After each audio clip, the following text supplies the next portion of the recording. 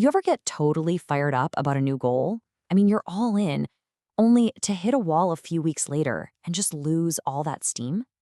It's such a common, frustrating feeling. But what if the problem isn't your willpower at all? Well, that's what we're going to crack open in this explainer.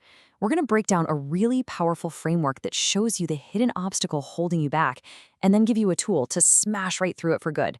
So here's our game plan. First, we'll pinpoint the real problem when we get stuck. Then we'll dive into the power of mindset. This is huge. After that, I'll show you a super simple but profound tool for getting clear. We'll walk through exactly how to use it, and we'll wrap up with a new decision you can make today. You ready to find out what's really been holding you back? Let's do this.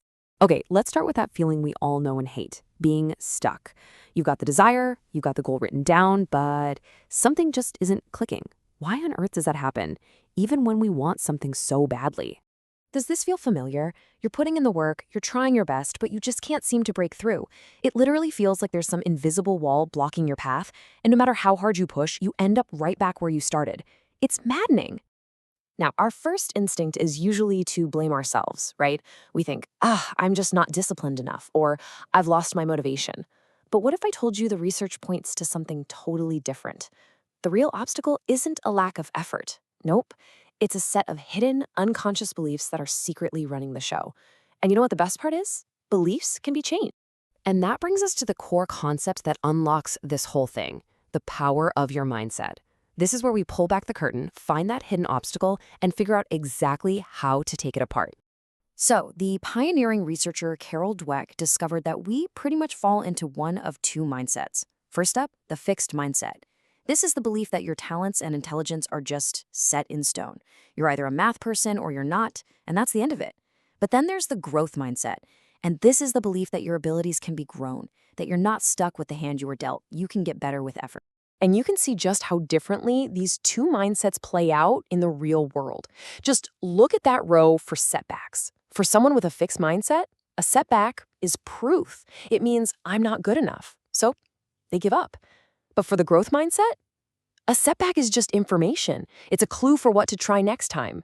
That one difference in how you see failure, that's the entire game when you're trying to achieve something tough. And the benefits are just massive, and they're backed by tons of research. People with a growth mindset, they're not just more resilient. They actually learn faster because they see criticism as a gift, not an insult. And I mean, think about that last one, reduced burnout. Who doesn't want that? Pursuing a long-term goal is so much more sustainable this way. It is a total game changer. Okay, so we get the why. A growth mindset is absolutely crucial. But how do we actually do this, when we're in the trenches, facing a real-life goal? Well, let's shift gears and look at a practical tool that does exactly that.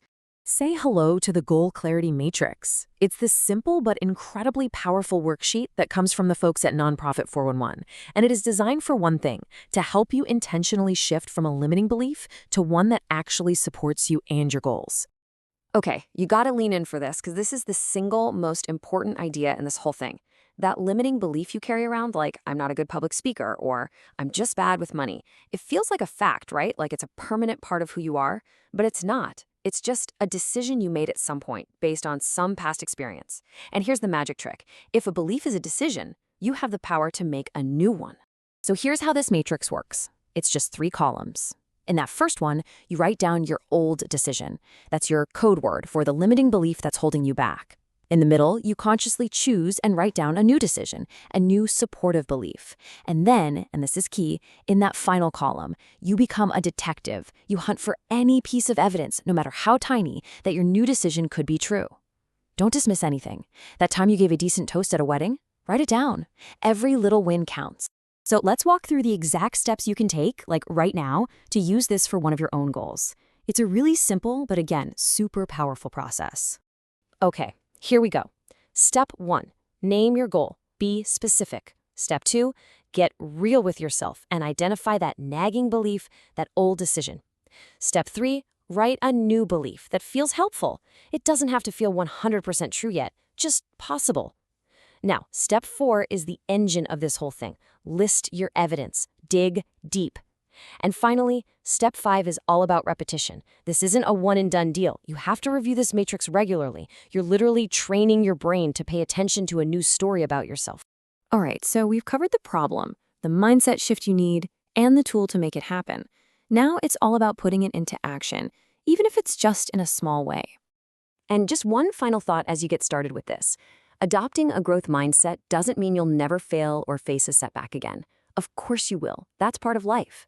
The goal isn't to be perfect. The goal is to reframe those setbacks as essential feedback, as lessons. That's where all the real growth happens. So let's bring it back to this core idea one last time because it is so freeing. This is your permission slip. Your permission to change your mind about what you're capable of. Your old beliefs do not have to write your future story. So I'll leave you with this question to chew on. What's one old decision about yourself that's getting in your way? And what new, more powerful decision are you going to choose to make, starting right now?